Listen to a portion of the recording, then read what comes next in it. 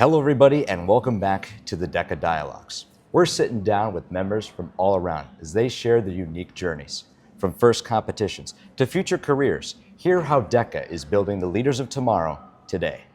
Get inspired, get connected. This is DECA Dialogues. You acted like you were going to forget that intro or something, Miles. That was impressive. Fantastic. No teleprompter or anything. I appreciate that. Ladies and gentlemen, we have our very first in-person guest, Eric Bedrosian. Eric, how you doing? I'm doing great, man. How are you? I'm doing wonderful. It's great to see you finally in yes. person after a year or so. Yes, absolutely. Absolutely. Eric, I'd love for you to take a little bit of time just to kind of explain your role and kind of maybe tell us a little bit about yourself for those who don't know. Yeah, so my name's Eric Bedrosian, of course, and I've been in DECA for, this is my 6th year now.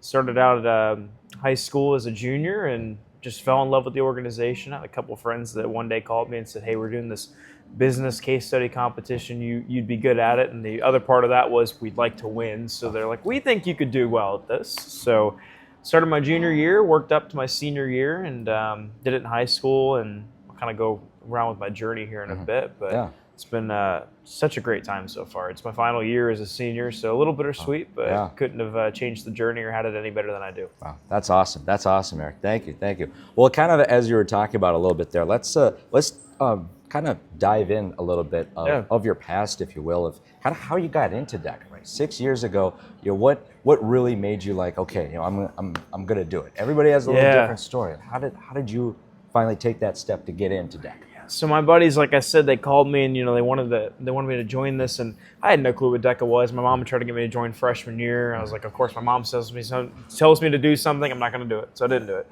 And my junior year, I had done a program with Ajay and Alex, who were my high school teammates for a long time before that, from like 2nd grade all the way to my junior year of high school. And so when we split off, we're like, okay, we got to find something to do. And so this ended up being that. Yeah. My junior year, we competed in hospitality and tourism operations research, virtual ICDC that year, but we made it all the way to ICDC. Had the opportunity to, thank you. We had the opportunity to compete virtually.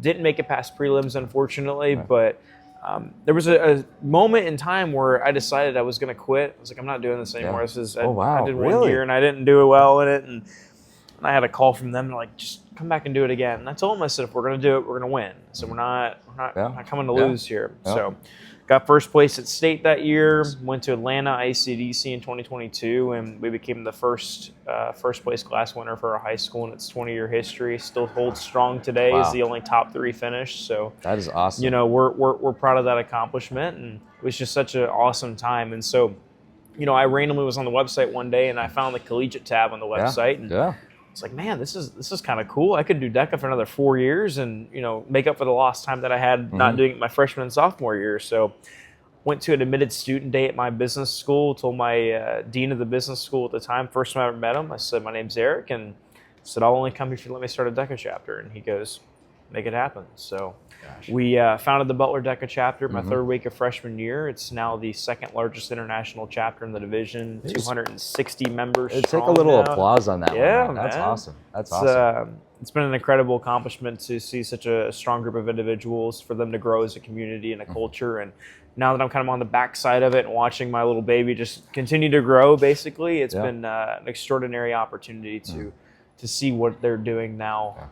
To be able to just watch that growth happen has been extraordinary. And so did that for 2 years, was chapter president, chapter founder, helped build the strong foundations. We got to the 3rd largest spot by the time my term was done within that first 2 years, and had some great accomplishments, fundraising goals, all that stuff. And I thought about it. I talked to Matthew Pegler, who was the president at the time, and some other people, and asked around. I was like, you know what, I want to run for this. So let's make international happen. We've done such a great work at the chapter level that we thought we could take that to an international level. So, Austin 2024, and ran for president there along with Samir, James, and Sophia, who ended up being my executive officer team. And rest is history, man. It's been an extraordinary time within this organization. I say all those things kind of straight lined, but to get through all those accomplishments and to hit all those goals, it takes a lot. It takes a team. It wasn't just me, and I've been really blessed with the journey I've had here so far.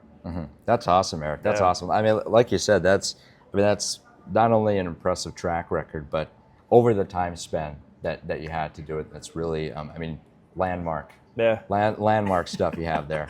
Now, I'd love to kind of shift into like present time. Sure. So you did your term. You served as the executive international president. Yes, sir. Now you're on the Indiana State, serving as the president there. Yeah. What's kind of that like? What's that shift? You know, how's the present year going for you? Yeah, April 8th, 2025, my term ends, and I'm like, well, crap, I'm depressed now. And no, I had a great time as international. I went to like 12 conferences. I had missed so much school. It wasn't even funny. And I was tired, man. I was done. I absolutely loved the experience. And anybody that's willing or wanting to do it, go do it. It's just an extraordinary opportunity. I will say, as soon as my term was done, before my term ended, we were talking as a state board for the past 3 years. I serve on the high school state board in Indiana. And so my advisor, we had been talking for a long time. She actually got her start in Collegiate DECA before she went into the ranks as an association advisor. So her and I bounced some ideas back and forth, and we're like, okay, we think we can charter a collegiate association. So obviously, as you know, and some other people know, that every association either has a charter, which allows the state to operate, whatever.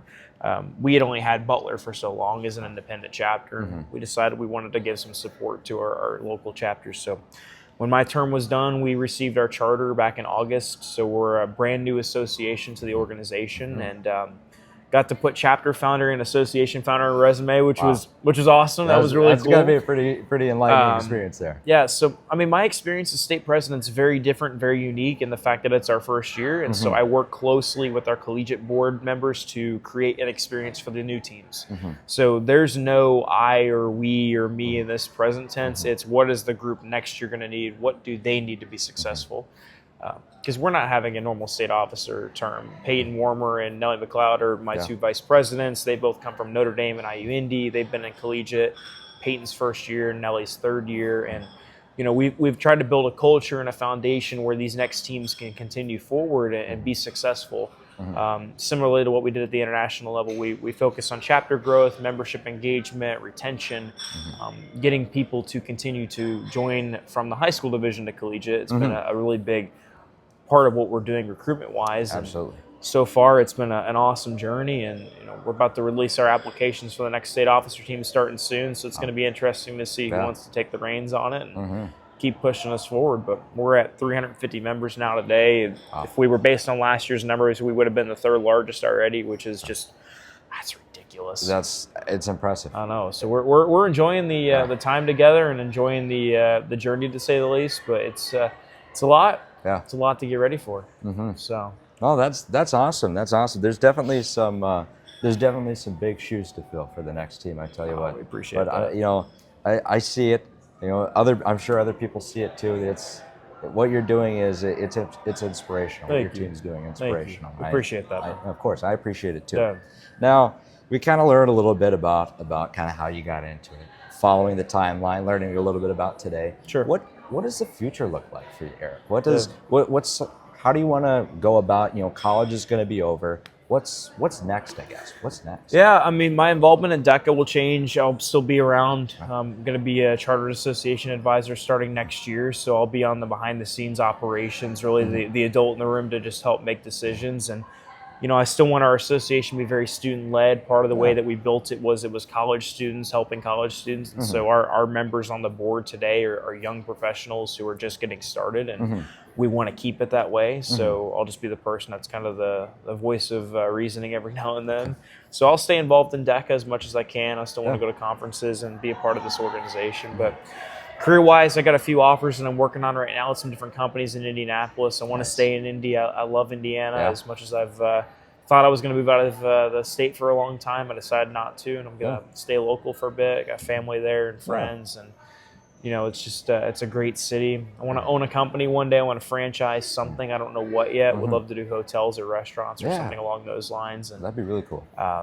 Just got a lot of things that I want to build out for myself. I know that I don't want to work for somebody my whole life, but if the opportunity presents itself to 6, 7. Sorry, there's people walking by.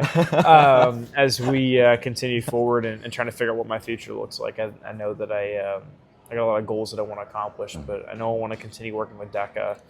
If the opportunity ever presents itself to come back and work for DECA at a national level, you know, after I'm done with my career, absolutely love to do that. So, well, I just want to say that definitely from what I've seen, and knowing you as well too, I know that you have the skills that are going to take you far. Yeah, thank there's there's a specific skill set for people who they don't want to work for somebody, and you got to be excuse me for saying, but you got to be a little crazy to do it. You got to be a little bit, just a smidge. We've been crazy. That's how we've gotten to grow our chapter and our association over the past few years. It's like we don't wait around for somebody to tell us yes, we do it, and then we wait for forgiveness. And it's kind of been the whole ordeal with our state programming, our chapter at Butler, and a lot of what I've done in my life has always been let's just try it and see what happens. And been very fortunate, knock on wood, that 9 times out of 10 we're hitting numbers, we're hitting goals. Yeah. We're hosting conferences and putting on a show for people, and hopefully it continues to be that strong. And if it is, we'll keep giving back as much as we can put out. I love that. I love that, Eric. Thank you. Yeah. Now, as we kind of approach toward the end of the podcast episode here, I'd love to give you a couple minutes or however long you'd like, and just give you the chance to say anything you'd like. The floor is yours. Whether that's advice, whether that's if you wanted to tell a joke, you can. You got the floor. It's up to you, man. It's up to you. Yeah, I mean, I think my biggest advice for people is like if you're going to join an organization, jump into it. Don't swim around kind of looking for things. Like take full stride in knowing that you're going to be successful if you want to be. I think it's in DECA and life, other things, leadership, whatever the case is, right? You have to envision yourself doing well with it. We heard that in our workshop yesterday at Engage, but I've always been that way. Funny story, when we won Glass in 2022, Ajay and Alex were standing behind me. Here's first place, podium right in the center, rise up. We're right behind it, standing in a row. And I remember Ajay and Alex just saying into my ear, it's ours, it's ours, it's ours. And I have ever really, since that moment, that's always been my mentality. It's like, if we want it to happen, it will happen.